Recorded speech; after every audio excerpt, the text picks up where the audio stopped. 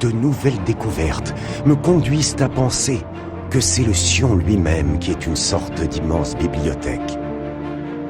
Plus grande que celle d'Alexandrie. Je suis convaincu que si je le trouve, je découvrirai enfin ce qui est arrivé à ma chère Amélia.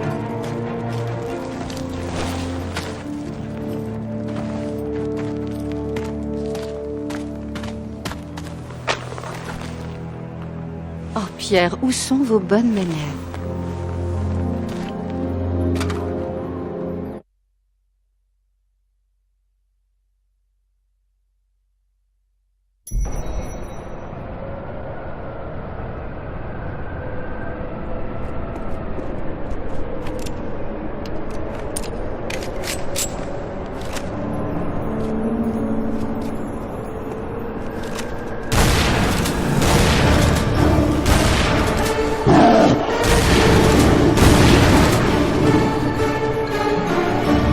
J'en déduis que vous préférez les chiens.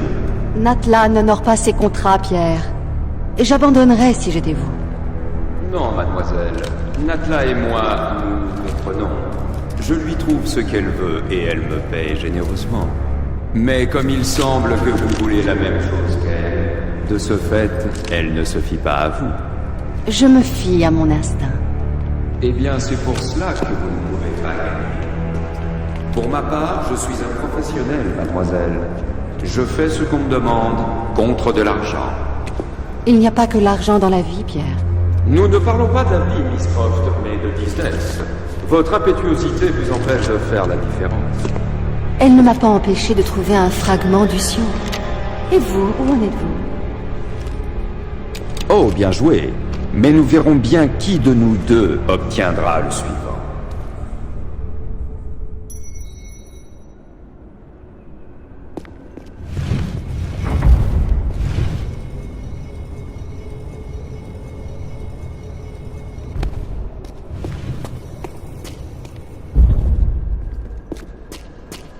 One of the interesting things about the sequence of Laura going to Natla's office was how she went up the elevator shaft, because when we were looking at the sequence, it seemed like it was going to be pretty boring in the original game.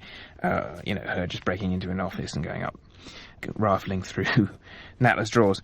So we came up with this idea of her using the counterweight to fly up the lift shaft, and it's kind of interesting because I remember that basically that actually got sort of, plagiarized. It's like, no, not plagiarized. What's the word? It was homaged in the Matrix movie, which was pretty cool, actually. And then in remaking the office section, we decided to use that space to actually build a little bit more information on Natla, because we don't really get to see a lot of Natla. So we came up with this idea of, instead of Lara originally just read some kind of diary, she gets to look through Natla's Video logs. Video logs, exactly, and we get a little bit of backstory both on Larson and Pierre, and it was interesting way to sort of get more character going on without Laura having to sort of interact with them or change the sequences too much.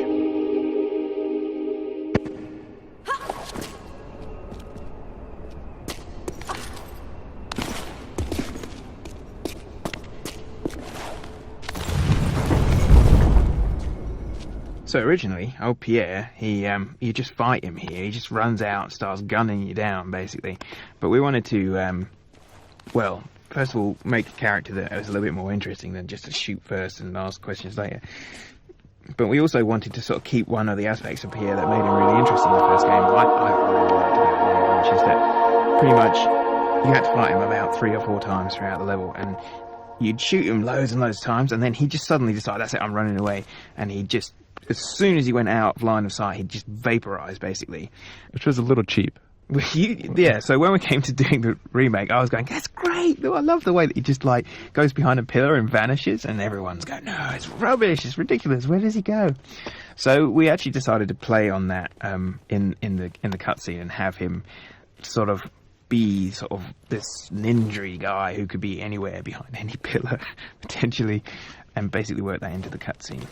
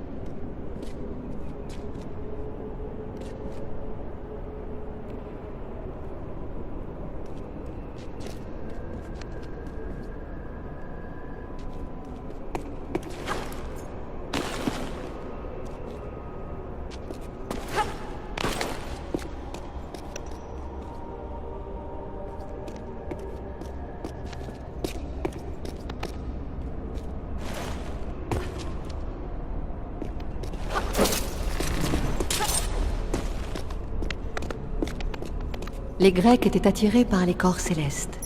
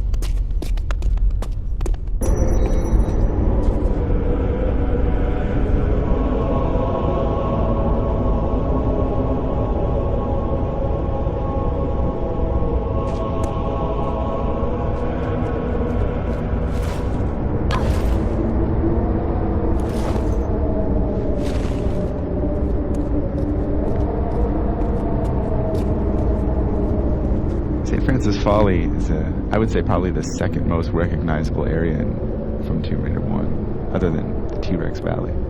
I think a lot of people really remember that sort of big vertical room and the climbing up the broken thing in the middle. So, I mean, we really wanted to sort of keep that feel when we redid it, and then just sort of make it more involved and sort of more challenging to the player this time.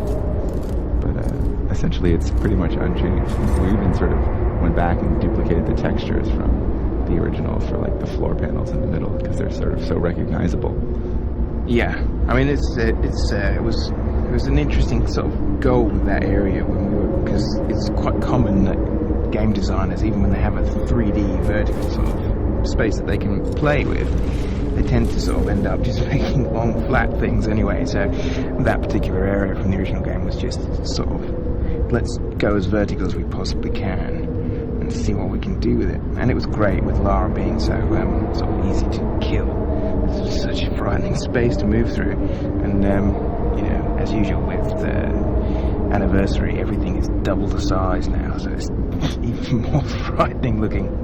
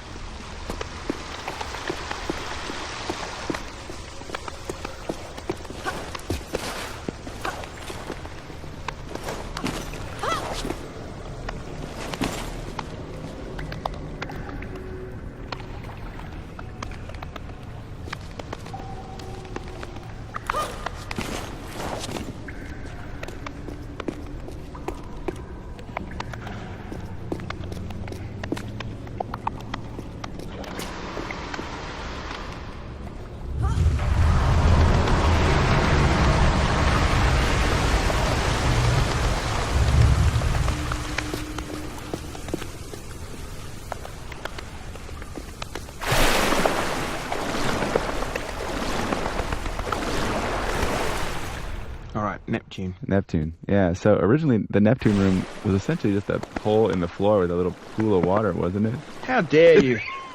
No, like the goal with the Neptune area was to actually give people a sense of real claustrophobia underwater. So it was an extremely long shaft, and you get the moment you stepped into it, it sucked you all the way down to the bottom. And I wanted to get this feeling of like that terror of being, you know, deep underwater and knowing that you can hardly swim back.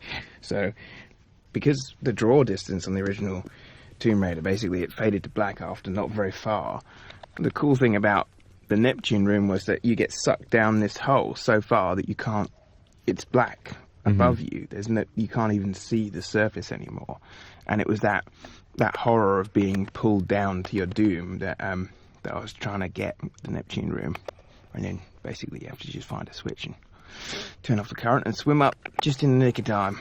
But what did you guys do? Looks pretty crazy. Yeah, so we took that original area where you get sucked down, and then we built an entire new room off the side of that. So instead of just pulling the switch and swimming back up, now you pull the switch and you go into an entirely new room themed around Neptune and water. So you know what, I just realized we renamed this room. What did you rename it to? It's Poseidon. Oh, it's good. Yeah, see, goes back to originally Toby not knowing who the Greek and the Roman gods were. Oh, it's not as bad a mistake as Thor, though, is it? It's true. So while the original room was Neptune, this is now the Poseidon room. So that it's the same god, just now it's appropriate to Greece. Yeah. So that works out fictionally better. But the room's still sort of all water-centric. And you just sort of swim around and do stuff and get the thing and then swim back up the hole. Your doom. Well, you still got to swim back up.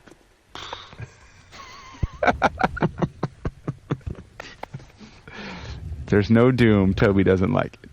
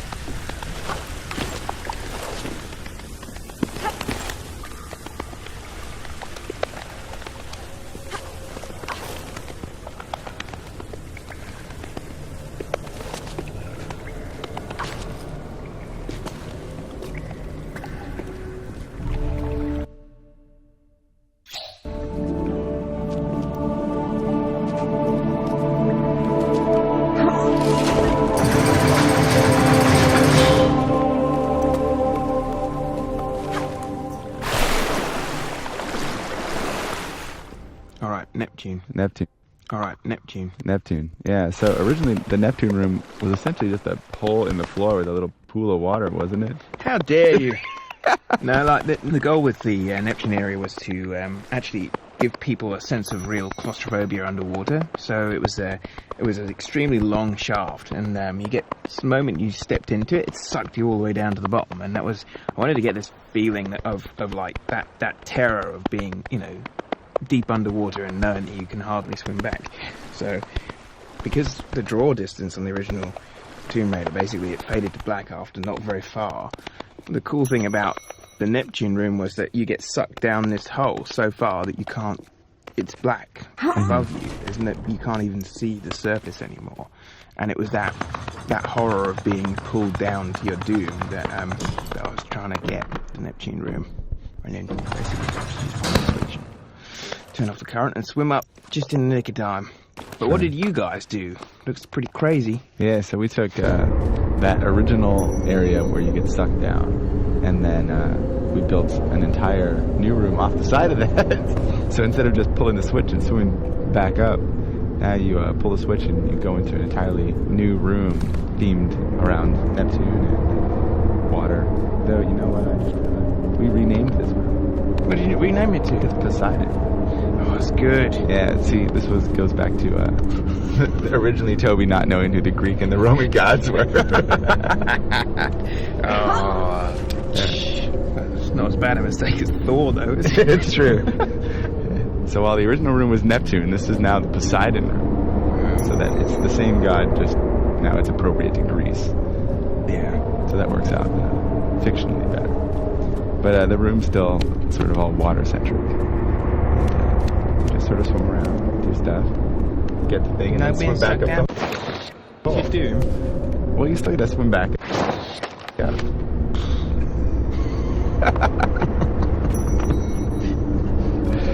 There's no doom Toby doesn't like.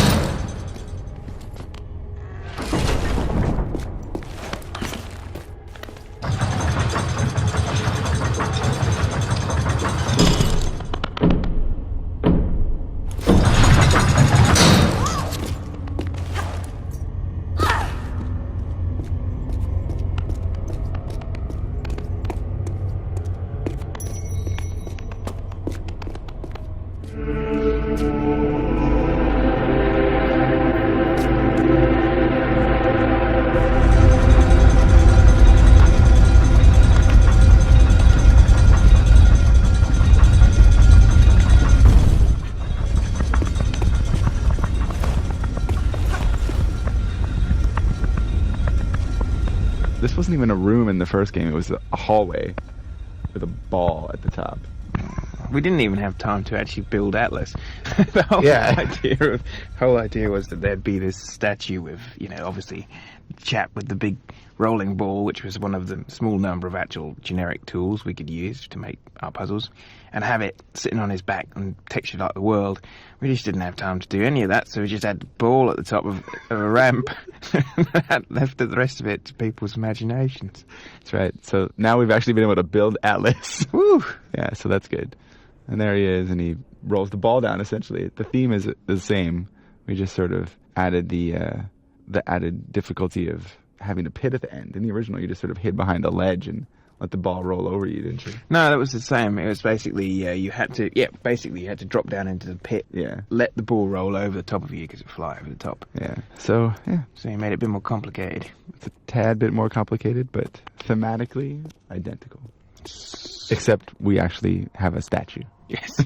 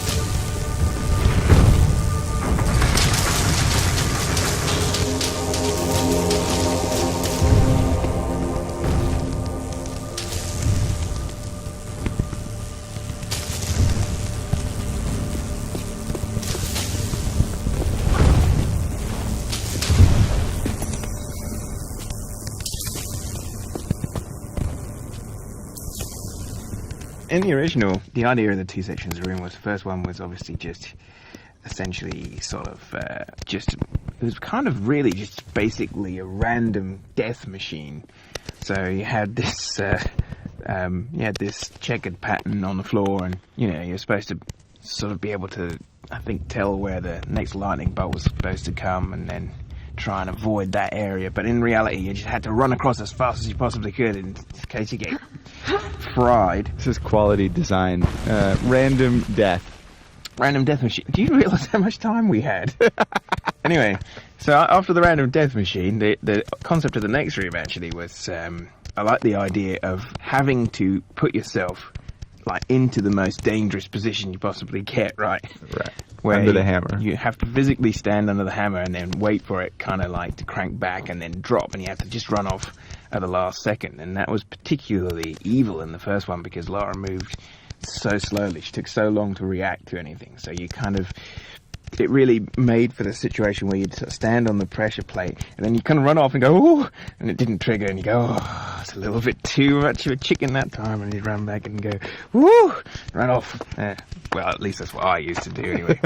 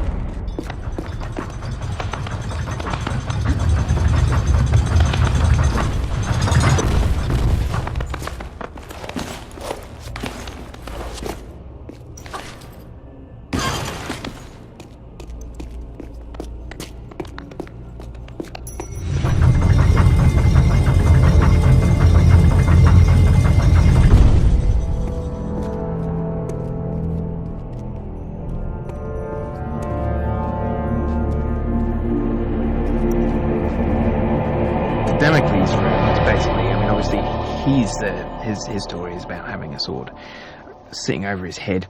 So the plan with the room was basically that you walk in and you see this like forest of swords hanging from the ceiling, and you think that's bad news. And then you pick your way through the room and actually nothing happens to you. But, you know, there's a prize at the end of the room and you just know what's going to happen when you take it. So it's kind of really building that expectation of when the swords come flying towards you like magic missiles. That's right. We just sort of took that concept and ramped it up, and now we've got swords in the walls and swords in the floor. It's sword-tastic. It dilutes a little bit the whole sword from the ceiling, though, which is the legend. True.